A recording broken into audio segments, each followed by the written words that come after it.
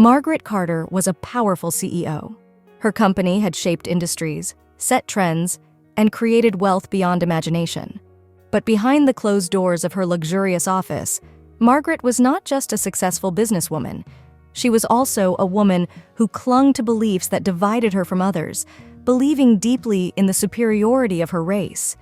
Before we delve into the video, let me know where you're tuning in from. Drop your location in the comments below. One fateful morning, her health took a dramatic turn. What began as a dull pain in her chest quickly intensified. She felt the crushing weight of an impending heart attack, her breath faltering as panic set in. Margaret was rushed to the hospital, her once commanding presence reduced to vulnerability, fear etched across her face. Time was running out. The hospital staff moved swiftly, knowing every second mattered. A brilliant cardiologist, Dr. Michael Hayes, was summoned to the scene. Dr. Hayes had saved countless lives, his reputation as a top surgeon widely respected. Yet despite his accolades and his dedication to healing, Margaret's eyes narrowed when she saw him approach. Dr. Hayes was black. Margaret's voice, strained and weak, managed to rise above the urgency in the room. "I won't be treated by him," she said, her voice trembling but resolute. The nurses exchanged glances, disbelief written across their faces. Dr. Hayes, calm but hurt, stood at her bedside. He had seen this before. The irrationality of prejudice in moments of crisis.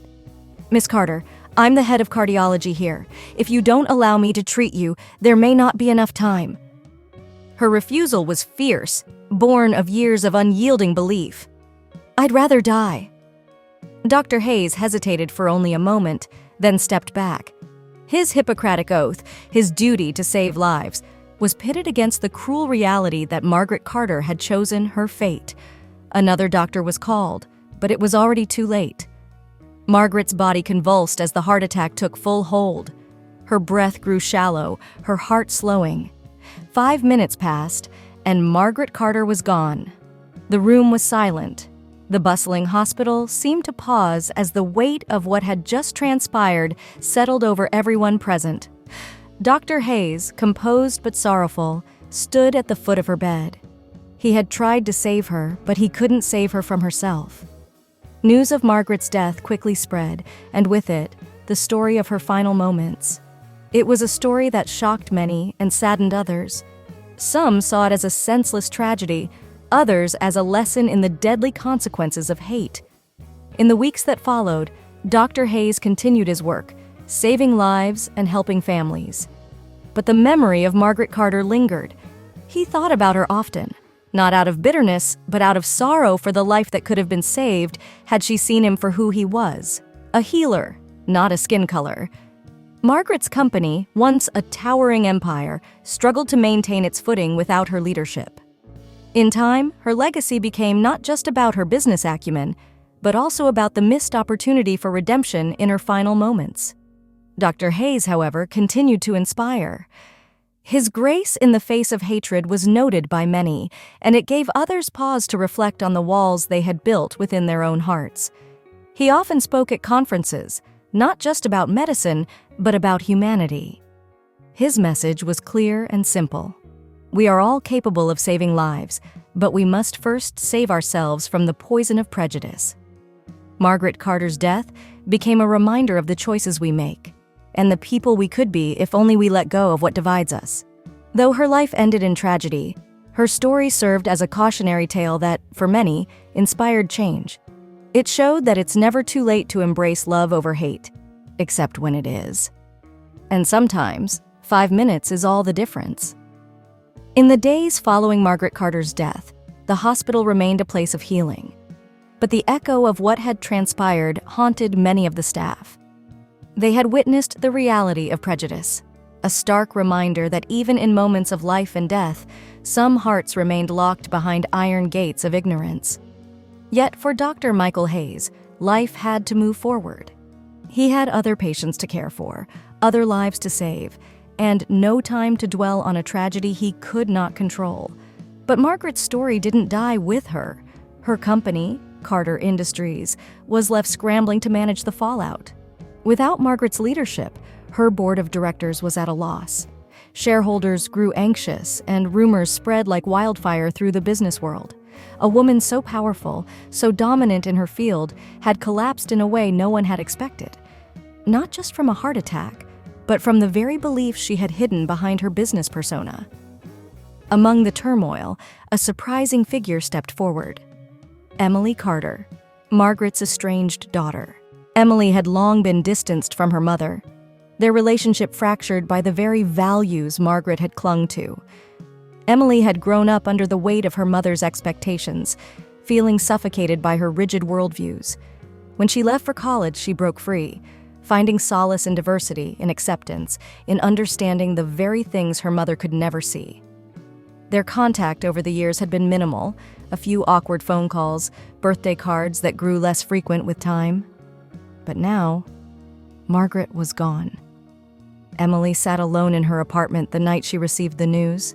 The conflicting emotions weighed on her. Grief, anger, and a strange sense of emptiness. Her mother had been a monumental figure in her life, casting a long shadow, and now that shadow had disappeared. But more than anything, Emily felt sadness. Sadness that Margaret had died alone, trapped by the very walls she had built around herself. The funeral was a quiet affair, attended mostly by business associates and distant family. Emily stood at the back, feeling out of place among people who had admired her mother's career, but had never truly known her. As she listened to the eulogies, praising Margaret's brilliance and tenacity, Emily couldn't shake the feeling that the most important part of her mother's story was being left untold. A week after the funeral, Emily made a decision. She didn't want her mother's legacy to be remembered as one of power and success marred by prejudice. She wanted something more, something redemptive. And so she reached out to the one person who had been there in Margaret's final moments, Dr. Hayes. The meeting between Emily and Dr. Hayes was quiet, marked by an air of reflection. Sitting across from him in his office, Emily could see the weight of what had happened still lingered in his eyes. She had rehearsed what she wanted to say, but when the moment came, her voice faltered.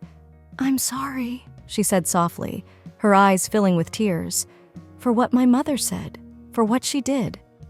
Dr. Hayes, ever composed, looked at her with kindness. "You don't owe me an apology for her actions, Emily." "I know," she whispered, "but I feel like I do. She was so stubborn, so stuck in her ways. And now she's gone, and I don't know how to make it right." Dr. Hayes leaned forward, his voice gentle.